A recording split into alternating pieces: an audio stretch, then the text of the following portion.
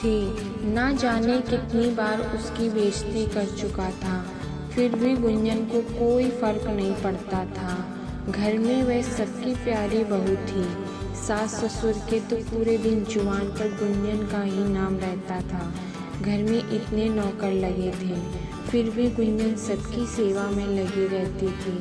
कभी वह अपनी सास शारदा के बालों को बांधती, तो कभी उनके पैरों की मालिश करती थी। उसकी सास शारदा उसको भर भर के आशीष देती थी, खूब नहाओ, दूधो पूतो फलो। गुंजन मन में सोचती, ऐसी नौबत ही नहीं आने देता है आपका लड़का। शारदा को कुछ पता नहीं होता है कि उनके लड़के और बहू के बीच क्या चल रहा है। शारदा को तो बहू के रूप में कोई लक्ष्मी मिल गई थी। गुंजन का एक देवर था जिसका नाम था आलोक, जिसकी उम्र थी 22 साल। गुंजन से वही 1 साल छोटा था। दोनों लगभग हम उम्र ही थे, इसलिए दोनों में खूब पटती थी। दोनों बहुत अच्छे दोस्त भी थे। आलोक उसको भाभी ना बोल के उसको नाम से ही बुला देता था, जिस वजह से उसको बहुत डांट पड़ती थी, फिर भी वह नाम से ही बुला देता था। आलोक पीएससी कर रहा था, लेकिन पढ़ाई में उसका बिल्कुल मन नहीं लगता था। उसको पढ़ाई की वजह से बहुत डांट पड़ती थी, लेकिन उसकी कान में जूं तक न रेंगती। उसे तो पेंटर बनना था, जिसे वह अपना प्रोफेशन बनाना चाहता था। वह गुंजन को आवाज़ लगाता है, गुंजन इधर आओ।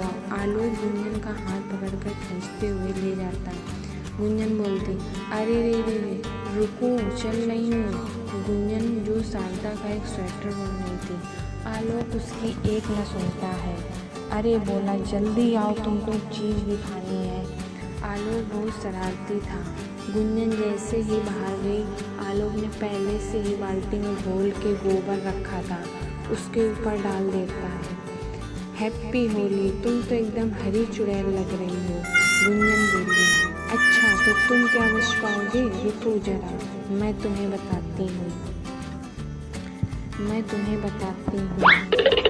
भागना नहीं, तुमको विद्या रानी की कसम। कहती हुई गुंजन आलोक के पीछे गोबर से धुली हुई बाल्टी लेकर उसके पीछे पीछे भागी। आलोक तेजी से भागा। गुंजन ने जैसे ही बाल्टी पलटी, आलोक हट गया। और ये क्या, आलोक तो साफ साफ बच गया। जबकि दोस्तों, ऐसी मजेदार कहानी देखने के लिए मेरे चैनल को सब्सक्राइब और लाइक करें।